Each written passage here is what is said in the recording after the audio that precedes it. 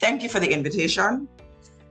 Excellencies, colleagues, delegates, friends, I express personal gratitude and that of the government and people of St. Kitts and Nevis for this kind invitation to dialogue with neighbors and partners.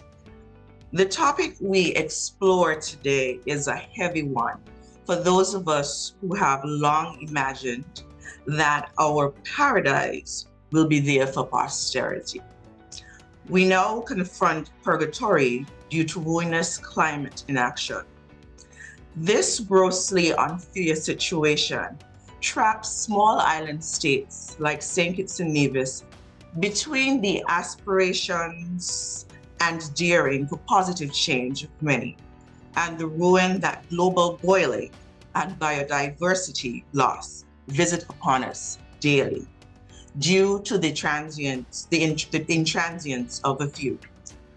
The droughts, hurricanes, and the heat represent dire warnings that far too many in the world take for granted, while the environmentally insecure across the Caribbean Sea and the Gulf of Mexico are literally forced to seek higher ground to secure families and their livelihoods. Small island states, such as my own, are no longer on the front lines of the climate crisis. We are swirling around in the middle of the storm's eye. We must recognize this from the outset. Hurricanes such as Ernesto, Beryl, Helen, Milton are vivid reminders of the harsh realities that currently confronts us. Their combined brutality ought to wake us up from the deep slumber of complacency and inertia. Our future demands more of us. In fact, our present dilemma dictates everything from us as we chart a more resilient and just path forward, anchored squarely on inclusion, equity, and justice.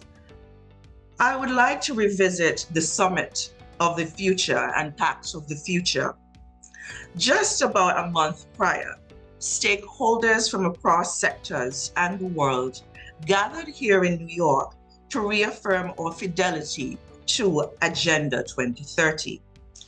As the permanent representative of the smallest independent nation in the Western Hemisphere, I urge us to be more ambitious than that. The Pact of the Future imagines such ambition. St. Kitts and Nevis's own Sustainable Island State Agenda is reorienting our own ambition into a sustainability moonshot anchored across 7 critical pillars. Evidently, we in St. Kitts and Nevis, we are in the solutions business, and we need to require the same from our stakeholders. I urge all of us collectively to do more than reaffirm. We must reassert individual, national, regional, and global agency so that we thrive within the bounty of our natural inheritance. We must make peace with nature by ensuring global temperatures remain below 1.5 degrees Celsius. If we want to breathe new life into multilateralism, as we've just illustrated with the adoption of the Pact of the Future, which we must remember and remedy our own failings as it relates to the Paris Agreement and the ongoing inaccessibility of the $100 billion pledged for climate financing. This longed-for financing still escapes my own country of St. Kitts and Nevis, denying us and many in the Caribbean a fighting chance. The trust, I must say, between the global South and the global North, it's eroded when pledges aren't adhered to and lives are lost as a result. And I reiterate, lives are lost as a result. The Antigua and Barbuda agenda for SIDS is there to light our way forward to a reimagined future, if only we are willing to collectively stretch our hands to plow progress. I'm going to now look at enhanced action and increased finance at climate and biodiversity COPs needed.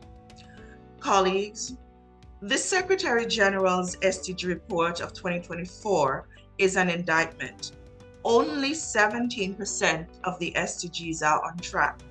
As we head into the biodiversity COP in Cali, another damning statistic suggests that only 31 of the 195 countries have filed their biodiversity plans as mandated by the Kunming-Montreal Global Biodiversity Framework Agreement, which promises to preserve 30% of land and sea by 2030.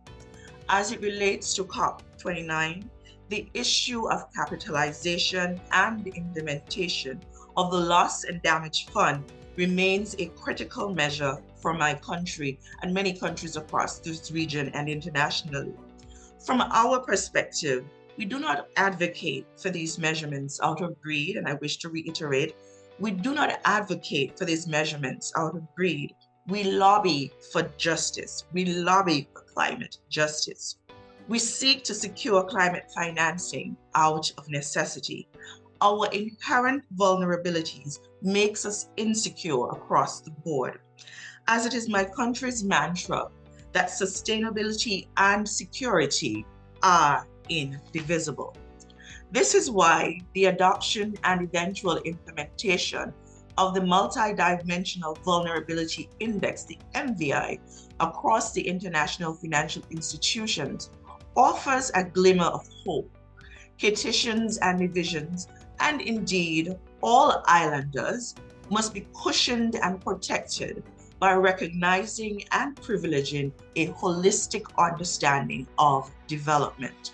We need better understanding that puts people at the heart of climate and economic considerations. Our lives across the Greater Caribbean are not so undervalued so as to remain solely measured by GDP per capita calculations, while the oceans raid our beds at night and brazen winds lash our dreams for a better life for our children. I'm going to look now at a vivid perspective: St. Kitts and Nevis, the Caribbean, and climate mobility. If any of you have ever visited my beloved Twin Island Federation, I guarantee the testimonies regarding the majesty of our inviting coastlines. Sadly, however, in recent years, businesses and our population, they've had to leave their ancestral lands owing to creeping waves and sinking shores. And I must note at this juncture that I myself, I have had to do this, along with my family. As my Prime Minister, Dr. Terence Drew, counted during his UN General Debate, hoteliers in my own country of St. Kitts and Nevis have approached our government, stating with a sense of dread that they may soon no longer be able to market themselves as beach resorts. Our famous beaches, once the lifeblood of our tourism-driven economy, are sadly disappearing under the relentless of the sea. The sands that once beckoned visitors from across the globe are now receding, swallowed by seas which continue to rise. This loss will be irreversible if we do not act. And again, this is a quote from Prime Minister Terence Drew, the Prime Minister of my Federation of St. Kitts and Nevis. And I wish to note again, if hoteliers are crying, imagine those of the lower rung of the economic ladder. Imagine what their lives may be like. Some have had to uproot histories to begin anew. This might seem easy and automatic to some, but the cultural connection that one has with the land in the Caribbean makes this very, very traumatic. Imagine for a moment what our brothers in Haiti, Cuba, Grenada, St. Vincent and the Grenadines, Barbados, Jamaica, and just across Central America, what they have endured over the recent months. Entire villages have been uprooted and relocated. Entire schools have had to find new homes. Entire families have been devastated. And I wish to state, even though we're covering the greater Caribbean, Florida, the state of Florida, have been severely impacted by Hurricane Milton. So this isn't just Caribbean specific. This is a global issue. My country was pleased to join regional and international solidarity in doing our bit to help our OECS and Caribbean family. St. Kitts and Nevis also host many of our Caribbean neighbors due to climate migration. As the global discourse on migration and asylum sharpens and denigrates those fleeing the heat and drought occasioned by climate crisis, St. Kitts and Nevis calls on the international community to inject our diplomacy in dialogue, decency, and humanity. According to the International Monetary Fund, 3 additional climate disasters annually over a 5-year period can be associated with about a 1% increase in people leaving their home countries in the Caribbean and Central America. Comparatively, the impact in South America and Mexico is relatively smaller, ranging between 1/4 and 1/3%.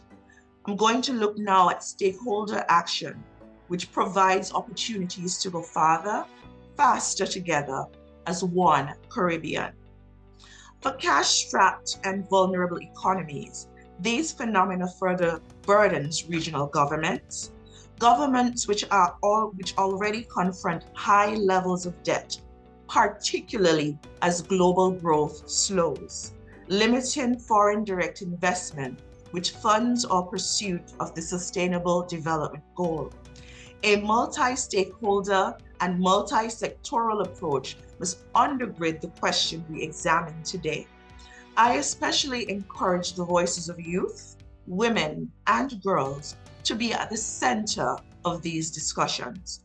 Positioning our future leaders at the decision-making table today facilitates bold and progressive action. And I must commend Miss Alexa Silva for the work that she's been doing. She's been doing in this regard. I look forward to listening, learning, and adding St. Kitts and Nevis's voice as we rally community resilience and solidarity toward our common prosperity.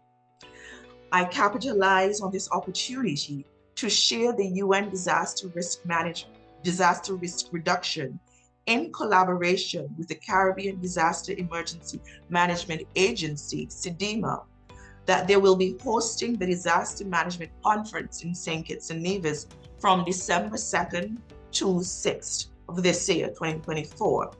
In the margins of this conference, the 6th high-level meeting of ministers and authorities on the implementation of the Sendai framework will convene to recalibrate, just as we exit an above-average hurricane season.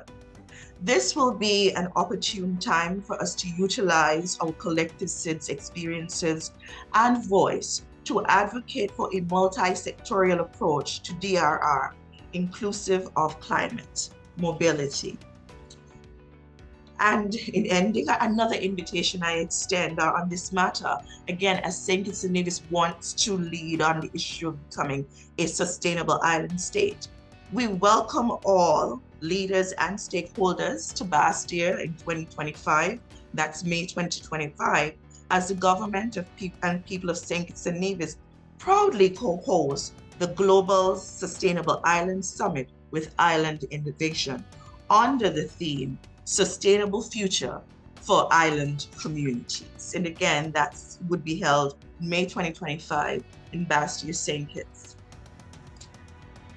This summit that we're currently hosting here, the Greater Caribbean Climate Mobility Initiative, this stakeholder forum, this 2 years of work that you've commented and you've undertaken, Ms. Sarah, and I don't want to pronounce your last name incorrectly.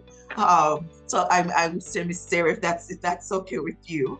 I applaud you on this work.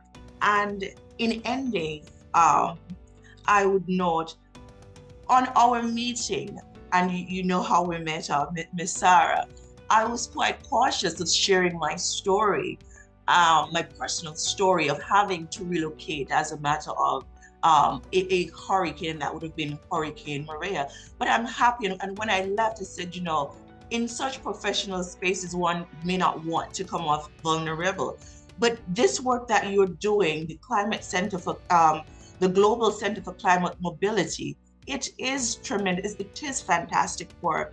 And I just don't want to thank you for the invitation to address this gathering on behalf of my island state. But as someone who has been impacted, and for all who've been impacted by climate change, I say thank you.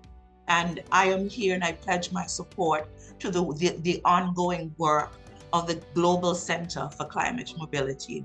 Thank you again, and thank you all who've joined this great initiative.